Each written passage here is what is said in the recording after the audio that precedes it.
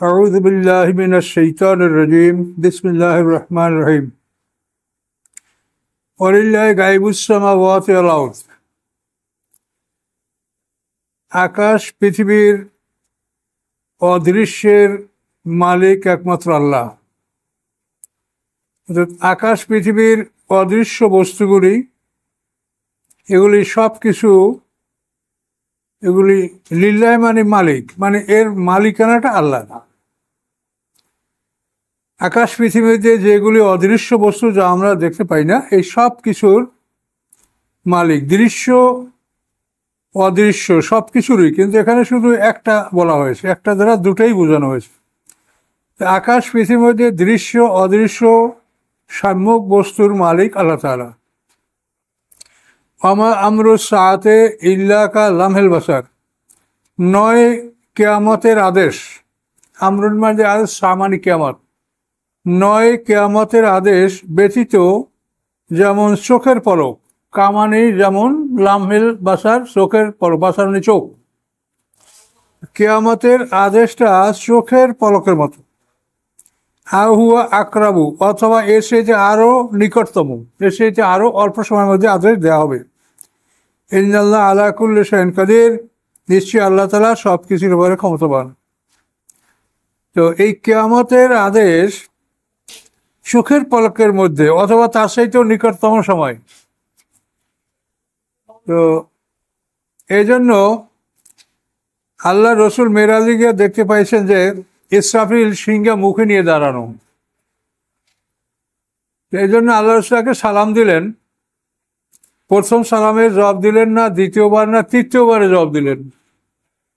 জবাব দিয়ে ইসরাফিল বললেন যে ইয়া রাসূলুল্লাহ, আপনার জন্মের খবর শুনেই আমি সিংহা মুখে নিয়েছি যে আপনার সময়টাই হলো শেষ, আপনার পরে আর কেউ আসবে না নবী, আমি প্রস্তুত। কেন? যেহেতু চোখের পলকের মধ্যে আল্লাহ আদেশ করবেন, আমি যদি সিংহা মুখে নিয়ে দাঁড়াইয়ে না থাকি তাহলে তো আমি আদেশটা পালন করতে পারবো না।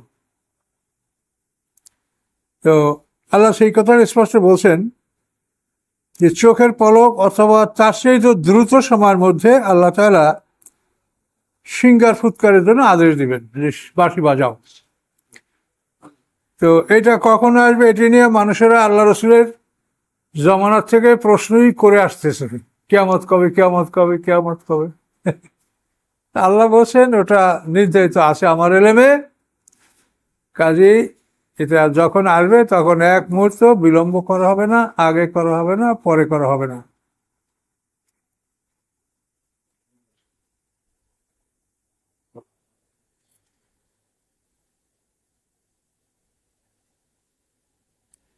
কিয়ামতের কথাটা যদি আল্লাহ তাআলা মানুষকে জানাই দিত, তো কিয়ামতের আগের দিন সবাই তওবা পড়ে খাঁটি মুসলমান হয়ে যেত, সব, কেউ আর কাফের থাকতো না। কাজে এই জন্য এই বিষয়টা আল্লাহ তাআলা অস্পষ্ট রেখেছেন। আল্লাহ আখরাজাকুম মিন বুতুনি উম্মাহাতিকুম লা তা'লামুনা শাইআ, আল্লাহ তাআলা আখরাজাকুম বের করেছেন তোমাদেরকে, মিন বুতুনে হতে, পেট হতে, উম্মাহাতিকুম তোমাদের মাদের। আল্লাহ তাআলা তোমাদেরকে তোমাদের মাদের পেট হতে বের করেছেন। লা তা'লামুনা শাইআ, জানতে না তোমরা কোনো কিছু।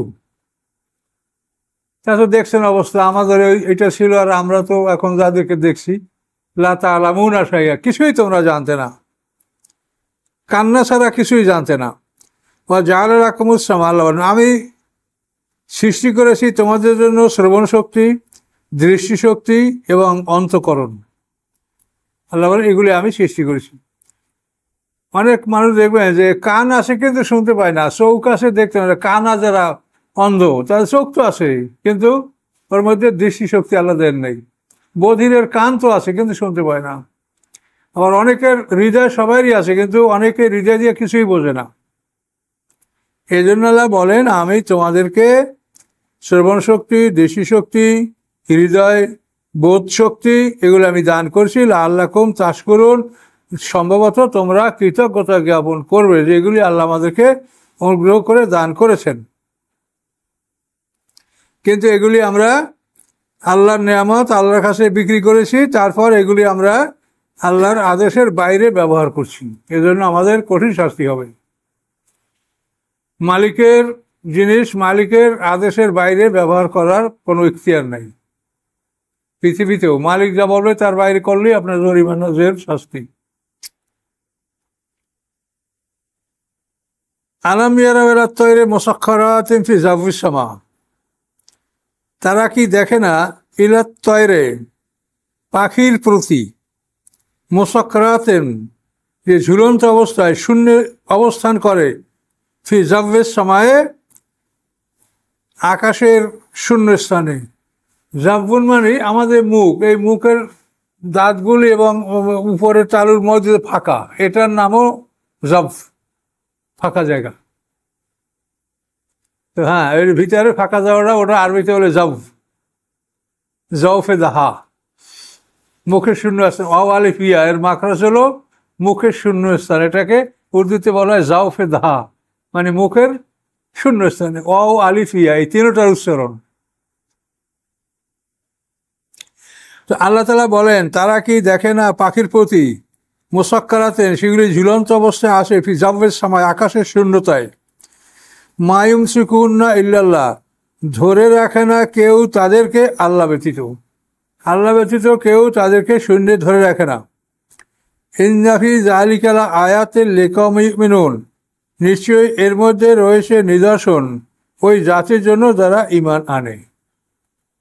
পাখিগুলি কিভাবে শূন্যে থাকে এগুলোর উপরে চিন্তা করে করেই তো বিমান আবিষ্কার করা হয়েছে, তাহলে আমরা ওর সাথে বড় জিনিস উপরে শূন্য রাখতে পারবো।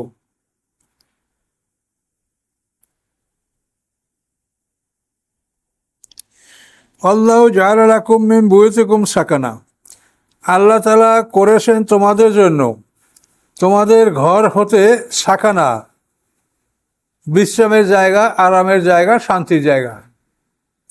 ঘরে গেলে আমরা একটা শান্তি পাই। আল্লাহু জাআলা লাকুম আল্লাহ করেছেন তোমাদের জন্য, মিন বুয়ুতিকুম তোমাদের ঘরের মধ্যে, ঘর থেকে, সাকানা বিশ্রামের জায়গা, ওয়া জাআলা লাকুম এবং করেছেন তোমাদের জন্য, মিন জুলুদিল আনামে পশুর চামড়া হতে, বুয়ুতা ঘর, পশুর চামড়া হতে তোমরা ঘর বানাও, তাবু। এই ঘরগুলো কিরকম, তাস্তাকিফুনাহা ইয়াওমা যুআনিকুম তোমরা হালকা পাও এগুলিকে, ইয়াওমা যুআনিকুম তোমাদের সফরের সময়, সফরের দিনে তোমরা যখন সফর করো সেদিন এগুলি হালকা ঘর, চামড়ার তাবু, চামড়ার ঘর। যুআনিকুম ওয়ায়াওমা ইকামাতিকুম এবং তোমাদের অবস্থানকালে, যখন বাড়িতে থাকো সফর করো না তখনও এই তাবু খাটাইয়া তোমরা তার মধ্যে আরামে বিশ্রাম করতে পারো। অমেন আসওয়াফিহা ও আওবারিহা এবং এর পশম, আওবার লোম, এই পশমের সাথে লোম আরো চিকন, সেটাকে অবার বলা হয়। আর সুফ হলো তার সাথে তুলনামূলক মোটা পশম। তো অমেন আসওয়াফিহা এবং এই পশুর লোমগুলির সাহায্যে, পশমগুলির সাহায্যে, ও আওবারেহা এবং লোমগুলির সাহায্যে, ও আশারেহা এবং তার কেশরগুলির সাহায্যে। আশার মানে হলো এই যে ঘোড়ার ঘাড়ের উপরে যে চুলটা থাকে ওটাকে বলে কেশর, ওইটার আরবি আশার। তাহলে পশম, তারপরে লোম, তারপরে কেশর, এগুলির দ্বারা তোমরা কি করো,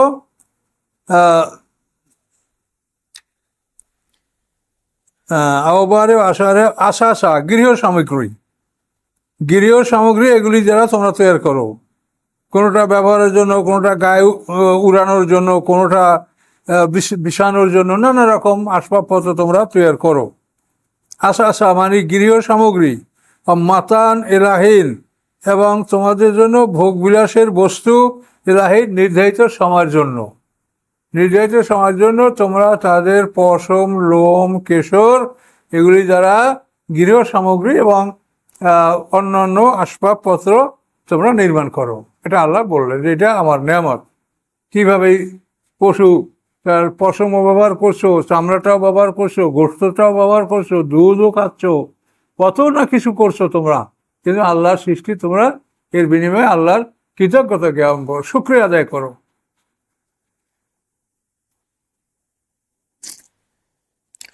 আল্লাহু জাআলা লাকুম মিম্মা খালাকা জিলালা, আল্লাহ তাআলা করেছেন তোমাদের জন্য মিম্মা উহা হতে, খালাকা তিনি যা সৃষ্টি করেছেন।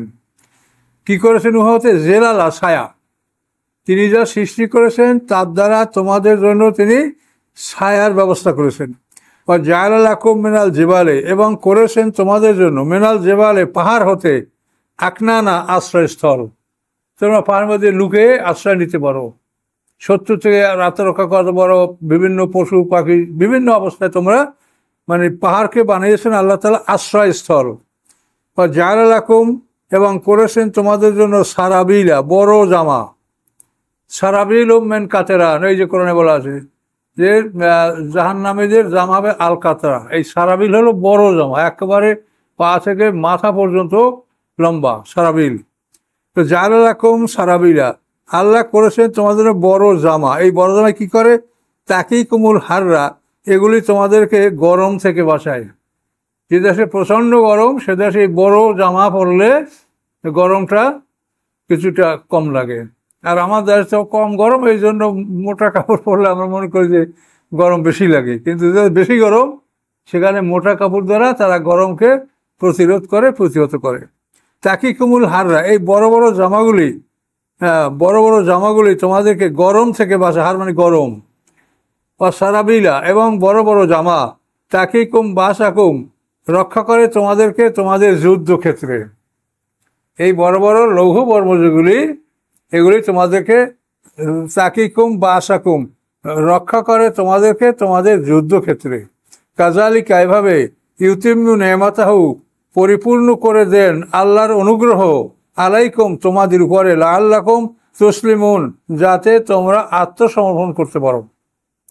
তাহলে এখন দেখেন সূরা আরাফে আপনি পড়েছেন বা লেবাসুত তাকওয়া যালিকা খায়ের, আর সেইটার তাফসীর সবাই করছে কি বড় জামা সুন্নতি জামা, কিন্তু লেবাসুত তাকওয়া হলো এই যে জামায় তোমাকে রক্ষা করে, তোমাকে রোদ বৃষ্টি শীত এই বিভিন্ন রক্ষা করে। আর বড় কথা হলো যে যুদ্ধের সময় তোমাদেরকে রক্ষা করে। তাহলে লেবাসুত তাকওয়া হলো রক্ষাকারী পোশাক। তাকওয়া মানেই রক্ষা করা, আপনি রক্ষা করে চলবেন, এটার নাম তাকওয়া। নিজেকে বাঁচিয়ে চলবেন, নিজে শরীরে ময়লা লাগাবেন না, কাপড়ে ময়লা লাগাবেন না, আত্মরক্ষা করে চলবেন, এটার নামই তাকওয়া। পাপ করবেন না, পাপে তো আপনার হৃদয় দাগ পড়ে, আর বাইরের ময়লায় তো জামায় দাগ পড়ে, বুঝতে পারছেন? আর পাপ করলে কলবে দাগ পড়ে, হৃদয়টা মানে বেশি পাপ করলে ওটা একেবারে আবৃত হয়ে যায়, শেষ পর্যন্ত ওখানে ভালো কিছু ঢোকে না। তাহলে এখন আপনি এটা বুঝতে পারলেন যে লেবাসুত তাকওয়া মানে রক্ষাকারী পোশাক। তাহলে পোশাক হলো দুই প্রকার, লেবাসুজ জিনাত আর লেবাসুত তাকওয়া। লেবাসুজ জিনাত হলো সৌন্দর্যের পোশাক, আর লেবাসুত তাকওয়া হলো রক্ষাকারী পোশাক। এই লেবাসুজ জিনাতে আল্লাহ বলছেন মানে ইউয়ারি সাওয়াতি কুমার রিসা, এই লেবাসুজ জিনা সৌন্দর্যের পোশাক, এটা তোমাদেরকে দুইটা কাজ করবে। একটা হলো তোমাদের লজ্জাস্থান ঢাকবে এবং সৌন্দর্য বর্ধন করবে, এবং ওই পোশাকটা কিন্তু লম্বা হবে না, ওই পোশাকটা টাকনো গিরের উপরে থাকবে। আর এই পোশাকগুলি হবে একেবারে পার নিচ পর্যন্ত। এটা কোরআনে দাউদ আলাইহিস সালামকে আল্লাহ বলে দিয়েছেন যে তুমি আনাইমাল সাহাবেগাতেন, আনাইমাল সাহাবেগাতেন মানে খুব বড় বড় জামা, এগুলা তুমি লৌহ দ্বারা বড় বড় জামা ওয়াকাদ্দেফির ছাড়দে, এবং বুননে যেন সুন্দর হয়, যেন এলোমেলো না হয়, এরকম সুন্দর করে তুমি বড় বড় জামা বানাও, যেগুলি মানুষ যুদ্ধের সময় ব্যবহার করবে। আল্লাহ রসুল বদরের যুদ্ধের সময় দুটি বর্ম পরিহিতই ছিলেন।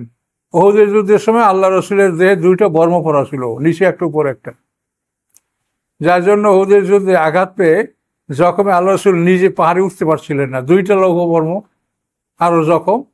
তখন ওবায়দুল্লাহ তিনি আল্লাহ রসুলকে কাঁধে করে পাহাড়ে তুলেছিলেন।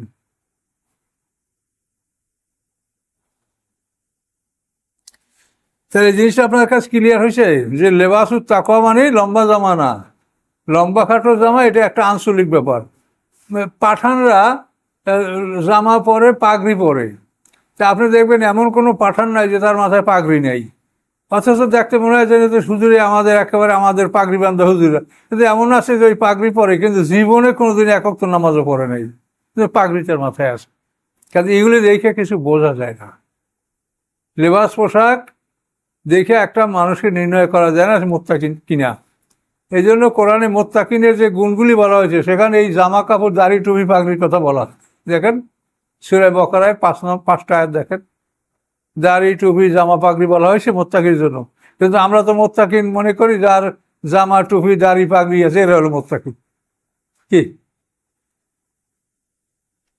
কাজে এগুলা বুঝতে হবে। এবং এগুলার উপরে সমাজে এত চাপ যে মানে আমাদের অঞ্চলে যাইয়া কারো যদি এই কানাফারা জামা পরে সে যত বড় আলো হোক, দাঁড়াইলে তার ওয়াজও শুনবে না, তার পিছনে কেউ নামাজও পড়বে না। মারুফ সাহেব তার নিজের এলাকায় যাইয়া নামাজ পড়াইতে পারে নাই, কানাফারা জামা গাইতে গেছিল, আমার পিছনে নামাজই পড়লো না। আমার একটা লোকের পিছনে নামাজ পড়লো, সুরা জানে না, কিচ্ছু না, অশুদ্ধ গ্রাম, লম্বা জামা, এই তার পিছনে নামাজ পড়লো। তাহলে কেরাত যে ফরজ, বিশুদ্ধ কেরাত ফরজ, এটা চিন্তা না করে এই লম্বা জামাটাকেই তারা ফরজ মনে করে। এগুলোর শরিয়াতে বাড়াবাড়ি, আর এগুলো আমরা আলেমরাই শিখেছি তাদেরকে, তারা পায় কই। এই জন্য আল্লাহ বলছে কুলিয়া আলাল কেতাবে লা তাগলু ফি দীনিকুম, আলে কেতাব দিনের ব্যাপারে তোমরা বাড়াবাড়ি করো না, আল্লাহ যা বলছে তাই বলো, আল্লাহ যা বলেছেন তাই বলো, তোমরা নিজেরা বাড়াইয়া কমাইয়া বলিও না, এটা গুলু। তাহলে এখন আমরা বুঝতে পারছি যে আল্লাহর সব সৃষ্টি জোড়া জোড়া, পোশাকও এক জোড়া, সৌন্দর্যের পোশাক, আর আরেকটা হলো কি রক্ষাকারী পোশাক। ধরতে পারছেন একটা সুন্দর, আল্লাহ জালালাকুম মিম্মা খলাকা জিলালা, তিনি যা সৃষ্টি করেন তার থেকে তোমাদের জন্য ছায়ার ব্যবস্থা করেছেন। পাহাড়ের ছায়াও রাসূল সাল্লাল্লাহু আলাইহি ওয়াসাল্লাম হিজরতের সময় পাহাড়ের ছায়ায় বিশ্রাম করেছেন। ও জালালাকুম মিনাল জিবালি আকনানা, এবং করেছেন তোমাদের জন্য পাহাড়গুলিকে আশ্রয়স্থল। জালালাকুম সারাবিলা, করেছেন তোমাদের জন্য বড় বড় জামা, রক্ষা করে তোমাদেরকে হাররা গরম হতে, সারাবিলা এবং বড় বড় জামা, তাকিকুম বাসাকুম, যেগুলি রক্ষা করে তোমাদেরকে যুদ্ধের মাঠে। কাজালিকা ইউতিম্মু নেমাতাহু, এভাবে পূরণ করে দেন আল্লাহ তাআলা তার অনুগ্রহ আলাইকুম তোমাদের উপরে, আল্লাহ তুসলিমুন, যাতে তোমরা আত্মসমর্পণ করো। ঈমান হলো বিশ্বাস, আর ইসলাম হলো আত্মসমর্পণ। দুটো জিনিসেরই আদেশ কোরআনে আছে, উদখুলু ফিস সিলমি কাফা, ইসলাম, ওয়াইজকাল রাব্বুকা, মানে ইব্রাহিম আসলাম যখন ইসকাল আল্লাহু রাব্বু আসলিম, ইব্রাহিম আসলাম কি বললেন? আসলিম, আত্মসমর্পণ করো। তিনি বললেন আসলাম তু রাব্বিল তা আমিনু আসলিম, দুটো কথাই কোরআনে বলা আছে। এবং ইমানের জন্য দুটোই একই সঙ্গে প্রয়োজন। ইমান হলো আপনার অন্তরে বন্ধন, যে আপনি আল্লাহকে বিশ্বাস করেছেন, আর ইসলাম হলো তার বহিঃপ্রকাশ। আল্লাহকে বিশ্বাস করেছেন, এখন তার সামনে মাথা নত করেন, তাকে সিজদা করেন, তার বিধান মানেন, এটা হলো ইসলাম। আর আপনি অন্তরে বিশ্বাস করছেন, এটার নাম হচ্ছে ইমান। এখন এই জিনিসটা এমন হতে পারে যে কেউ অন্তরে বিশ্বাস করে নাই, কিন্তু রোজা নামাজ সব করতেছে দুনিয়ার কোনো সুবিধার জন্য, দুনিয়ায় বিভিন্ন বিপদে বাঁচার জন্য। ইমান নাই অথচ ইসলাম আছে। আবার কোনো মানুষ এমন হতে পারে তার ভিতরে ইমান আছে, কিন্তু রোজা নামাজ কিছুই করে না, ইমান খুব মজবুত, আল্লাহর বিরুদ্ধে রাসূলের বিরুদ্ধে কিছু বললেই সে একেবারে লাফাই পরে জীবন দেবে, কিন্তু ওদিকে নামাজ রোজা তা করে না। তাহলে ইমান আছে, ইসলাম নাই। আবার কারোর মধ্যে ইসলাম আছে, ইমান নাই। আর আল্লাহ দুটোই আদেশ দিয়েছেন, ইমান এবং ইসলাম দুটোর জন্য আল্লাহ আদেশ দিয়েছেন, এই দুটোই আপনাকে পালন করতে হবে। এগুলো মানুষকে বুঝাই বলবেন, ইমান ইসলাম দুটোই। আল্লাহ তামুতুন্না ইল্লা ওয়া আনতুম মুসলিমুন, কত কঠিন কথা, যে মুসলমান না হইয়া তোমরা মরো না। তো মুসলিম মানে কি? আত্মসমর্পণকারী। তাহলে ইসলামও যত মানে শক্তভাবে ইসলাম সম্পর্কে বলা হয়েছে, ইমান সম্পর্ক ওইভাবেই শক্তভাবে কোরআনে বলা হয়। ইমান এবং ইসলাম দুটো জিনিসই আপনার জন্য জরুরি, এবং দুটোকে আপনি বলছেন। ইমানটা ভিতরে, এটা দেখা যায় না, কিন্তু ইসলামটা দেখা যায়।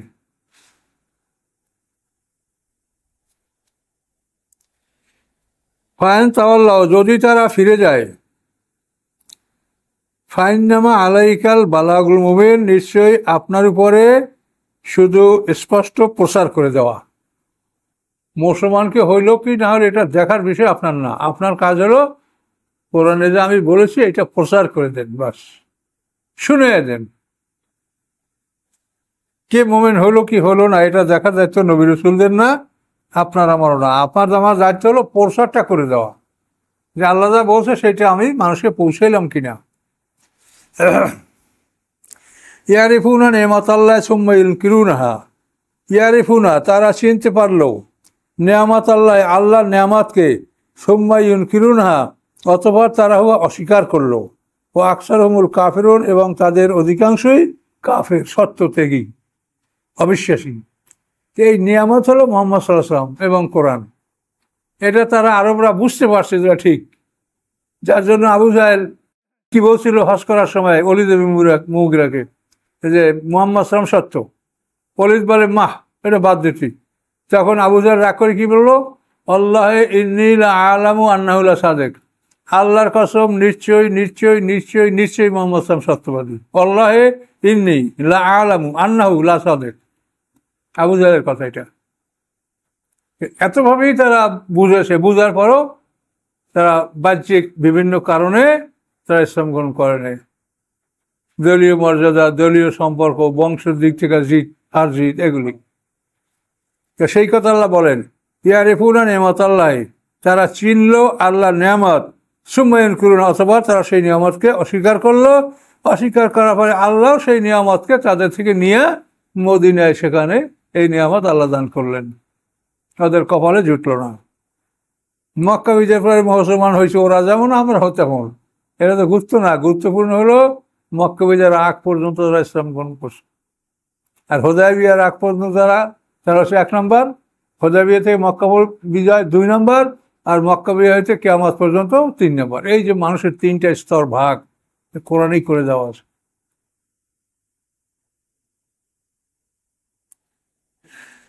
ওয়ায়াউমা নাবাসু মিন কুল্লি উম্মাতিন শাহিদা, যেদিন বা সেদিন আমি বের করব প্রত্যেক উম্মত হতে একজন সাক্ষী। এই উম্মত হতে একজন সাক্ষী হলো নবী, উম্মতের সাক্ষী হলো নবী। সুম্মা লা ইউযানু লিল্লাযিনা কাফারু, অতঃপর অনুমতি দেওয়া হবে না কাফেরদেরকে, ওয়ালা হুম ইস্তাতাবুন এবং তাদেরকে সংশোধন করার সুযোগ দেওয়া হবে না, যে আল্লাহর কাছে ক্ষমা চেয়ে নিজেকে সংশোধন করে নিবে, এই সুযোগ তাদেরকে আর দেওয়া হবে না। মৃত্যুগ্রস্ত আসার পর থেকে আর সব বন্ধ, সব বন্ধ। রব্বি আল্লাহ বললেও কিছু হবে না, দ্বীন ইসলাম বললেও কিছু হবে না, সব বন্ধ। ওয়াইদা রাআল্লাযিনা যালামুল আযাবা, যখন দেখবে আল্লাযিনা যালামু, যারা অত্যাচার করেছে, জালেম, যখন দেখবে জালেমরা কি দেখবে, আযাব, শাস্তি। তো দেখলে তারা যাই বলুক, যাই কিছু চাক, ফেরেশতাকে বলবে যে আমাদের মৃত্যু ঘটাই দেউক আল্লাহ, আমাদের একদিন শাস্তি কমাই দেওয়া হোক, অনেক কিছু অনুরোধ করবে, এটা সব কোরআনে আছে। তো কোনোটাই কবুল হবে না। ফালা ইউখাফফাফু আনহুম, তাদের থেকে শাস্তি হালকা করা হবে না, ওয়ালা হুম ইউনজারুন এবং তাদেরকে অবকাশ দেওয়া হবে না। ওয়াইদা রাআল্লাযিনা আশরাকু শুরাকাহুম, ওয়াইদা রাআল্লাযিনা আশরাকু, যখন দেখবে আল্লাযিনা তারা, আশরাকু যারা শরিক করেছে, যারা আল্লাহর অংশীদার নির্বাচন করেছে যারা, তারা যখন দেখবে শুরাকাহুম তাদের শরিকদেরকে, তাদের এই দেবদেবী, গাছপালা, পীর টির ইত্যাদিকে দেখবে, কলু তখন তারা বলবে রব্বানা, হে আমাদের রব, হাউলাই শুরাকাহুনা, এই হচ্ছে আমাদের শরিকরা, আল্লাযিনা কুন্না নাদু, আমরা যাদেরকে ডাকতেছিলাম পৃথিবীতে, আমরা যাদেরকে ডাকতেছিলাম এই হচ্ছে সেই শরিকরা। কেউ রাম, কেউ কৃষ্ণ, কেউ সরস্বতী, কেউ ভগবতী, তো ডাক তো আছেই। আমরা ডাকতেছিলাম মিন দুনিকা, আপনার পরিবর্তে। এটা যখন তারা বলবে, ফাআলকাউ ইলাইহিমুল কওলা, তখন এই বাণী তারা তাদের দিকে নিক্ষেপ করবে, প্রত্যাখ্যান করবে। তখন ওই শরিকরা তাদের এই বাণী, তার এই দাবি প্রত্যাখ্যান করবে, যে তোমরা আমাদের বাদ করছো না করতে আমরা জানি না। ইন্নাকুম লাকাযিবুন, নিশ্চয়ই তোমরা মিথ্যাবাদী। তোমরা যাদেরকে এত লালন পালন করে আদর করিয়া ঘরে রাখতেছো, সেদিন তারা বলবে তোমরা মিথ্যাবাদী, আমাদের ইবাদত তোমরা করো না, এই কথা তারা প্রত্যাখ্যান করবে। এই কথাগুলি সব বলে দেওয়ার পরেও মানুষ আল্লাহর পথে ফিরে না, কোরআন শোনে না, শুনবেই না। ও আলকাও ইলাল্লাহ ইয়াউমাইযিন সালামা, এবং তারা ঢেলে দিবে তাদের আত্মসমর্পণ, ওই শরিকরা ঢেলে দিবে তাদের আত্মসমর্পণ আল্লাহর প্রতি। ইয়াউমাইযিন, সেদিন, সেদিন তাদের আত্মসমর্পণ আল্লাহর কাছেই তারা সমর্পণ করবে, যে আমরা আল্লাহর কাছে আত্মসমর্পণ করলাম। ওয়াদাল্লা আনহুম মা কানু ইফতারুন, এবং হারিয়ে যাবে তাদের থেকে, কাফেরদের থেকে, মা কানু ইফতারুন, যা তারা মিথ্যা রচনা করতেছিল। এই মূর্তিকে, দেবদেবীকে পূজা করে মিথ্যা রচনা, এর কোনো সত্য আছে, কোনো বাস্তবতা কিছু আছে? এবং আজব আজব কথা বলে, এই ভগবান এই করছে, শ্রীকৃষ্ণ উপর দিয়ে নামছে, শিব নামে এই মোটর রেলগাড়ি থামাই দিয়েছে, এগুলো সব কাল্পনিক কাহিনী, আর বোকারা এগুলো সব বিশ্বাস করতেছে।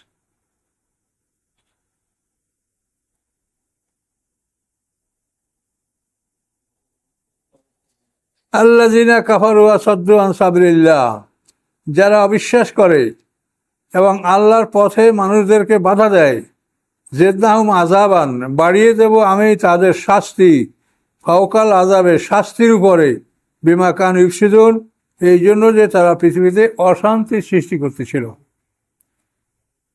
আল্লাযিনা কাফারু, যারা অবিশ্বাস করেছে, সাদ্দু আন সাবিলিল্লাহ, আল্লাহর পথ থেকে মানুষকে ফিরিয়ে রেখেছে, জিদনাহুম, বাড়িয়ে দেবো আমি তাদেরকে আযাবান, শাস্তি, ফাওকাল আযাবে, শাস্তির উপরে, বিমা কানু ইফসিদুন, এই জন্য যে তারা পৃথিবীতে ফাসাদ করতেছিল, অশান্তি সৃষ্টি করতেছিল। ওয়া ইয়াওমা নাবআসু ফি কুল্লি উম্মাতিন শাহীদান আলাইহিম মিন আনফুসিহিম ওয়া জি'না বিকা শাহীদান আলা হাউলাই ওয়া নাযালনা আলাইকাল কিতাবা তিবয়ানান লিকুল্লি শাইইন হুদান ওয়া রাহমাতান ওয়া বুশরা লিল মুসলিমিন। আল্লাহ বলেন, ওয়া ইয়াওমা নাবআসু ফি কুল্লি উম্মাতিন শাহীদা, সেদিন আমি বের করব, প্রেরণ করব প্রত্যেক উম্মতের মধ্যে একজন সাক্ষী, আলাইহিম, যে তাদের উপরে সাক্ষী দিবে, তাদের বিপক্ষে সাক্ষী দিবে, এই সাক্ষী হলো নবী। ইয়াওমা নাবআসু, আমি সেদিন প্রেরণ করব প্রত্যেক উম্মতের মধ্যে একজন সাক্ষী, আলাইহিম, তাদের মধ্যে, মিন আনফুসিহিম, এবং তাদের নিজদের মধ্যে হতে। প্রত্যেক নবী তাদের নিজদের মধ্যে হতেই সে নবী, এই জন্য মিন আনফুসিহিম, তাদের নিজদের মধ্যে হতে। জি'না বিকা, এবং নিয়ে আসবো আমি আপনাকে, শাহিদান, সাক্ষী হিসাবে, আলা হাউলায়ে, এই সবার উপরে, এই সমস্ত পয়গম্বরদের উপরে আমাদের রাসূল সাক্ষী দিবেন। তিনি পয়গম্বরদের যে সাক্ষীটা, এটা কনফার্ম করবেন যে হ্যাঁ ওই নবী যেটা বলছে এটা সত্য। পয়গম্বরদের সাক্ষীটাকে আমাদের রাসূল এটা অনুমোদন করবেন, কনফার্ম করবেন। ওয়া নাযালনা আলাইকাল কিতাবা, এবং নাজেল করেছি আমি আপনার প্রতি কিতাব, নাযালনা মানে খণ্ড খণ্ড, অল্প অল্প করে নাজেল করেছি কিতাব, তিবয়ানাল লিকুল্লি শাই, সকল বস্তুর জন্য স্পষ্ট বর্ণনা, সকল বস্তুর স্পষ্ট বর্ণনা। কিন্তু এই বর্ণনাটা যদি আমরা না পাই, এই বর্ণনাটা রাসূলের কাছ থেকে খুঁজে বের করতে হবে, এটা তার কাছে আসে, এবং তিনি শিক্ষক, এই জন্য তিনি কি বলছেন, সিনিয়র সাহাবীরা তার কথা সব করায় গণ্ডায় তারা গ্রহণ করছেন, কাজে এই জন্য এই সিনিয়র সাহাবীদেরকেও আনুগত্য করার জন্য আল্লাহ রাসূল কোরআনে আদেশ দিয়েছেন।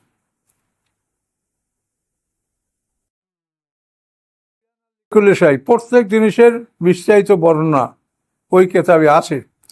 হুদান, এবং এই কেতাব হচ্ছে পথ ও নির্দেশ, তুমি কোন পথে চলবে বলা আছে। রহমাতান, এবং এই কেতাব হচ্ছে রহমত, দয়া। বুশরা, এবং সুসংবাদ, লিল মুসলিমিন, মুসলমানদের জন্য। তাহলে কোরআন হলো হেদায়াত, রহমত, বুশরা। কোরআন হচ্ছে হেদায়াত, কোরআন হচ্ছে রহমত, কোরআন হচ্ছে সুসংবাদ, কার জন্য? লিল মুসলিমিন, আত্মসমর্পণকারীদের জন্য। আস্তাগফিরুল্লাহ আল্লাযী লা ইলাহা ইল্লা হুয়াল হাইয়ুল কাইয়্যুম ওয়া আতুবু ইলাইহি, লা হাওলা ওয়া লা কুওয়াতা ইল্লা বিল্লাহ। আল্লাহুম্মা সাল্লি আলা মুহাম্মাদ ওয়া আলা আলি মুহাম্মাদ কামা সাল্লাইতা আলা ইব্রাহিম ওয়া আলা আলি ইব্রাহিম ইন্নাকা হামিদুম মাজিদ। আল্লাহুম্মা বারিক আলা মুহাম্মাদ ওয়া আলা আলি মুহাম্মাদ কামা বারাকতা আলা ইব্রাহিম ওয়া আলা আলি ইব্রাহিম ইন্নাকা হামিদুম মাজিদ।